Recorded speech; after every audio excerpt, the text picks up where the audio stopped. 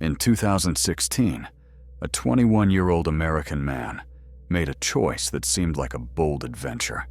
He planned to enter North Korea, the most isolated and mysterious country on Earth, to celebrate the new year. It was a daring move, but it was a decision that Otto would come to regret deeply. Otto Frederick Warmbier was a bright young man from Wyoming, Ohio. In 2013, he graduated second in his high school class and moved on to the University of Virginia, studying commerce and economics. But he wasn't just a student. Otto was a leader, a traveler, someone who was full of life and energy. He loved exploring new cultures. He had already seen Europe, Cuba, and Ecuador. In late 2015, while studying in Hong Kong, he decided to experience the Far East. Asia was different. The food, the habits, the atmosphere, it fascinated him. And since he was already in Asia, the idea of visiting North Korea crossed his mind. When Otto Frederick Warmbier joined a New Year's tour organized by a Chinese-based company called Young Pioneer Tours, he had no idea that this would become the most controversial journey of his life. The company's striking slogan actually summed up the nature of the trip perfectly. Budget travel to places your mother would rather you stayed away from. On December 29, 2015, Warmbier arrived in Pyongyang via Beijing with a group that included several American tourists. The 5-day program included city tours, monuments, state-controlled events, and New Year celebrations. But tourism in North Korea was unlike anywhere else in the world. Visitors were under constant supervision of official guides, and the rules were extremely strict. Touching propaganda materials was forbidden. Any disrespect towards the leaders was a grave crime. Even the hotels were being watched. Every single second. On New Year's Eve, the group joined the celebrations in Kim Il-sung Square. Amidst the music and lights, there was a strange, controlled atmosphere of joy. After the celebrations, the tourists returned to the Yanggakdo International Hotel. As the night went on, some continued to drink. Allegedly, according to the North Korean court records, around 2 about on January 1st, Otto Warmbier walked toward a staff-only section of the hotel. Most tourists see only what the regime wants them to see. But Otto Warmbier stepped beyond the curtain. He reached the 5th floor, a floor so secret it didn't even exist on the elevator buttons. A place hidden from the world, the regime's dark nerve center. He tried to remove a propaganda poster, and it fell to the floor. Inside that forbidden floor, surrounded by walls of red slogans and secrets, he wasn't just a student anymore. He was a witness to something he was never meant to see. This act would not be seen as a simple mistake. In the eyes of the regime, Otto hadn't just touched a poster.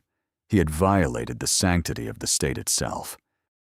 North Korean officials would define this as a grave crime against the great leader.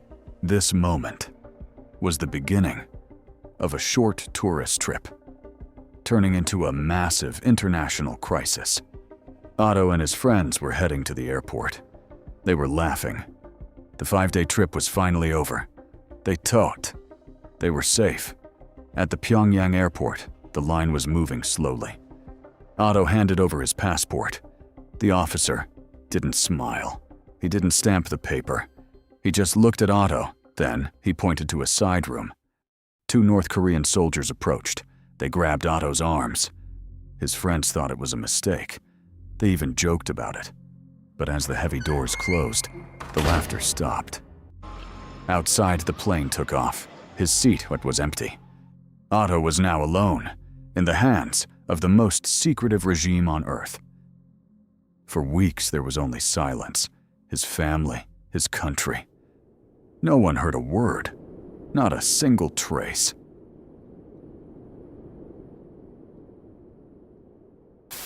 Until Otto appeared on North Korean state television. Then the images arrived. A broken young man in a cold courtroom. He was to be sentenced to 15 years of hard labor. Even a murderer wouldn't have faced a fate this cruel. And all of this for a single poster. A 5-day adventure, a 15-year sentence.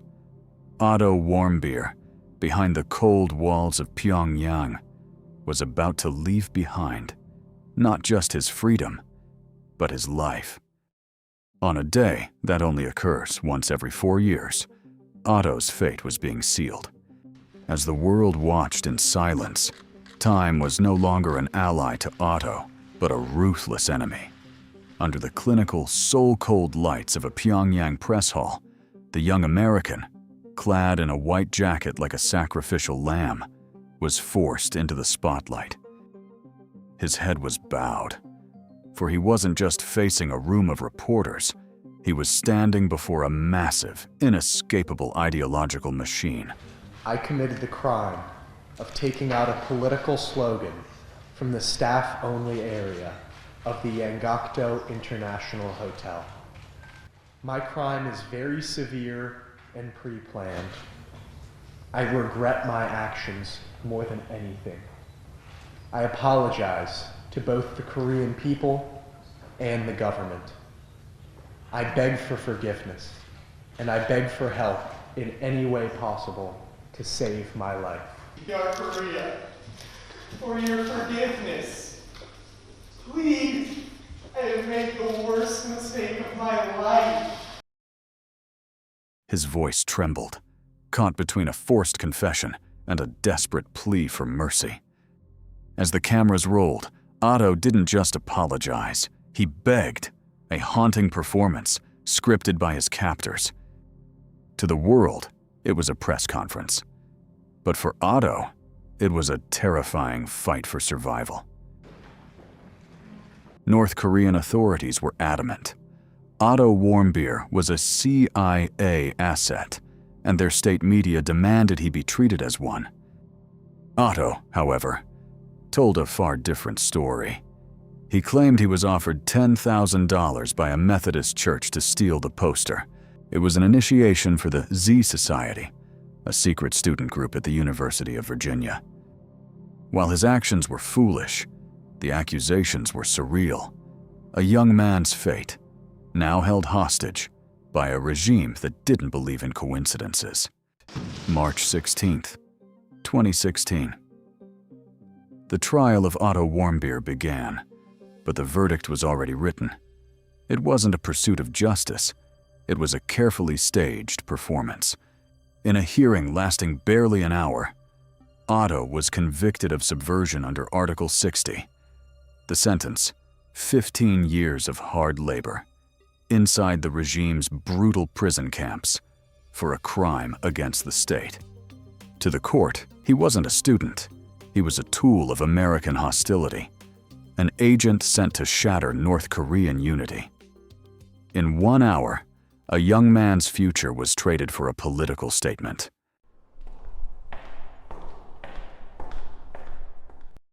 Otto was now a ghost. No diplomats, no phone calls, no connection to the outside world.